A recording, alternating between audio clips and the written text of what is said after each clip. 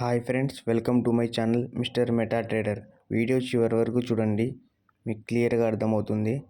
అలాగే లైక్ చేసి సబ్స్క్రైబ్ చేయండి. హాయ్ ఫ్రెండ్స్, ఈరోజు టాపిక్ వచ్చేసి టైఫాయిడ్ ఫీవర్. టైఫాయిడ్ ఫీవర్ ఎందుకు వస్తుంది, ఏంటి, దాని గురించి మాట్లాడదాం. టైఫాయిడ్ అనేది ఒక పేగు సంబంధించిన ఫీవర్. సాల్మోనియా టైపీ అనే ఒక బ్యాక్టీరియా వలన మనకి టైఫాయిడ్ వస్తుంది.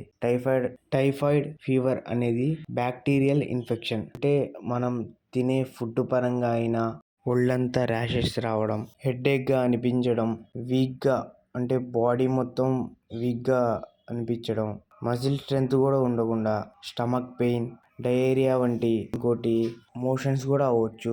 రోజు ఫీవర్ వస్తూ తగ్గుతూ ఉంటుంది. బాడీ టెంపరేచర్ అయితే 40 degrees ఉంటుంది. దీనివల్ల మీరు చాలా వెయిట్ అంటే చాలా తగ్గిపోతారు. ఫుడ్ పరంగా అయితే కొంచెంగా తీసుకోవాలి. ఎక్కువగా కోకోనట్ వాటర్, కొబ్బరి నీళ్ళు, ఇంకా వేడి తగ్గించేవి, చలవ చేసేవి ఉంటాయి కదా, అవి ట్రై చేయాలి. జ్యూసెస్, ఫ్రూట్స్, ఇంకా వెజిటేబుల్స్ అయితే ఎక్కువ తినాలి. ఇది చాలా వరకు చెప్పాల్సింది ఏంటంటే పరిశుభ్రంగా లేకపోవడం, దాని కారణంగా ఇవన్నీ వస్తాయి. ఫుడ్ పాయిజన్ వల్ల వచ్చిన ఫుడ్ ఇన్ఫెక్షన్ అని కూడా చెప్పొచ్చు ఒక రకంగా అయితే. ఈ వీడియో మీకు ఏ పాయింట్లో అయినా ఇన్ఫర్మేటివ్గా అనిపిస్తే లైక్ చేయండి, అలాగే సబ్స్క్రైబ్ చేసుకోండి. ఈ టైఫాయిడ్ ఫీవర్ అనేది 4 రకాలుగా వస్తుంది. ప్రారంభ లక్షణాలు, ఇంకా తీవ్రంగా ఉన్నప్పుడు వచ్చే లక్షణాలు, తర్వాత తీవ్రంగా వచ్చే సమస్యలు, తర్వాత కోలుకోవడం. ఈ 4 స్టేజ్లు ఉంటాయి దీంట్లో.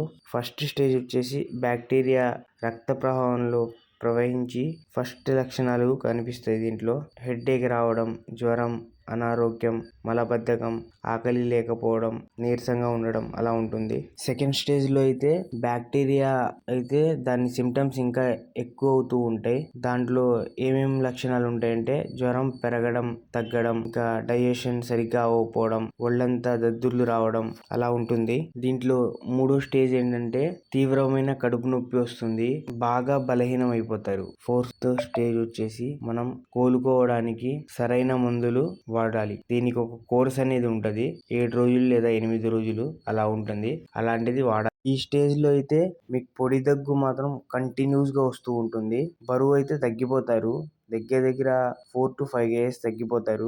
మళ్ళీ కాళ్ళ వాపు, మొహం కూడా వాసినట్టు అలా ఉంటుంది. డాక్టర్ సలహా మాత్రం కన్ఫామ్ గా తీసుకోవాలి. వాళ్ళు చెప్పినట్టుగానే ఏం తినాలి, ఏం వేసుకోవాలి, టాబ్లెట్స్ టైం కి టైం పాటించాలి కంటిన్యూ అయితే. దాని వలన చాలా వరకు తగ్గిపోద్ది. ఇది ఎక్కువ అయితే ఏమైందంటే చాలా వరకు జ్వరం వల్ల అవయవాలు ప్రాబ్లం వస్తుంది, ఆర్గన్స్. దాని తర్వాత పేగు ఉంది కదా, పేగు సంబంధించింది కదా ఇదైతే.